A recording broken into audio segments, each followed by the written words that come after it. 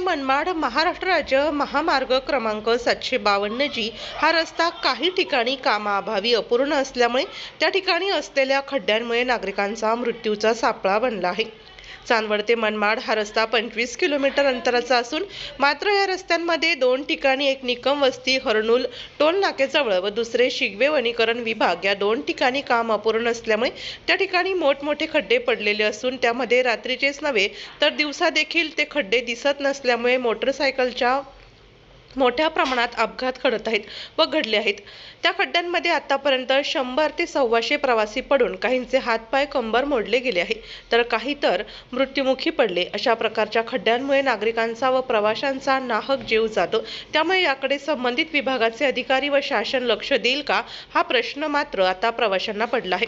तर या तालुक्यातील राजकीय क्षेत्रातील आमदार खासदार व छोटे मोठे राजकीय पुढाकारी म्हणून समजणारे यांना या रस्त्यावर पडलेले खड्डे दिसत नाही का असा सवाल नागापूर येथील विजय दखणे व साहेबराव रमण आहेर शिंगवे यांनी आपली प्रतिक्रिया मांडली। तर या रस्त्यांवरील खड्डे पडलेले आहे। असे खड्डे जर आमच्या नांदगाव तालुक्यात रस्त्यावर पडले असते तर आमचे आमदार यांनी स्वतःच्या निधीचा वापर करून खड्डे बुजवले असते, अशी प्रतिक्रिया विजय दखणे नागापूर यांनी दिली। या घटनेचा आढावा घेतला डीजे महाराष्ट्र न्यूजचे मुख्य संपादक देविदास जाधव यांनी।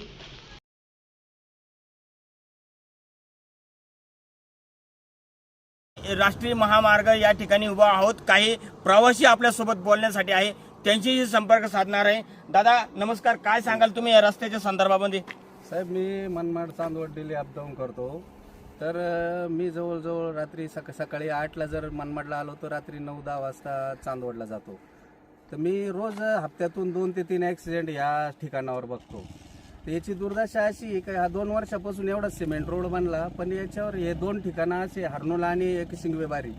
ते शिंगवेबारीमध्ये तर डेली तिथं तरी नाही, पण इथं तर डेली मला हप्त्यातून 2-3 ॲक्सिडेंट बघायला मिळतात। तर शासनाने याकडं लक्ष द्यावं किंवा स्थानिक जे पुढारी किंवा आमदार ज्यांच्या आधिपत्याखाली आहे हे काम त्यांनी केलं पाहिजे आणि जनतेला काहीतरी सुखसुविधा मिळवून दिली पाहिजे। किंवा नुसताच तुम्ही मतदानासाठी आश्वासन द्यायचं आणि 5 वर्ष बघायचं नाही, तसं नका करू। ते याकडे लक्ष द्या। हे जर नांदगाव तालुक्यात जर असतं तर मी मोठेपणा नाही सांगत, पण नांदगाव तालुक्याच्या अधिकारात असतं तर आमचे स्थानिक आमदार आहे अण्णांनी तर एका बिगर निधीचं पण हे काम मार्गी लावलं असतं। इतका जीव नसता घेतला लोकांचा। धन्यवाद। काय सांगाल तुम्ही? हा रस्ता लवकर व्हावा अशी आमची इच्छा आहे भाऊ। कुठले आपण? शिंगू। काय नाव? साहेबराव रमण आहेर।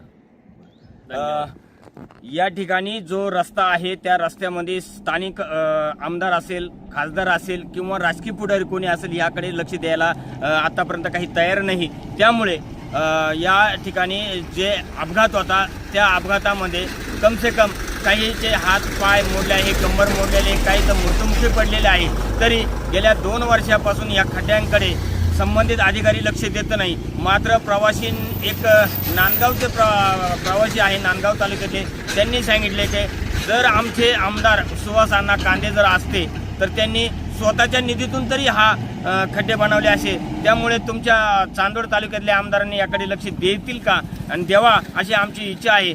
तरी लवकरात लवकर या रस्त्याचं काम करून द्यावे, कारण लोकांचा जीव जास्त घेऊ नये असे त्यांनी प्रवाशांचं म्हणणं आहे। डीजे महाराष्ट्र न्यूजसाठी देविदास जाधव, चांदवड। आपल्या जिल्ह्यातील व तालुक्यातील तत्काळ बातम्या व जाहिरात बघण्यासाठी आजच डीजे महाराष्ट्र न्यूजला सबस्क्राईब व लाईक करा। तसेच प्रत्येक तालुक्यात अनुभवी प्रतिनिधी नेमणे आहे, तरी संपर्क करा मुख्य संपादक देविदास जाधव। संपर्क 9822 49 99 40 89 83 1504 60।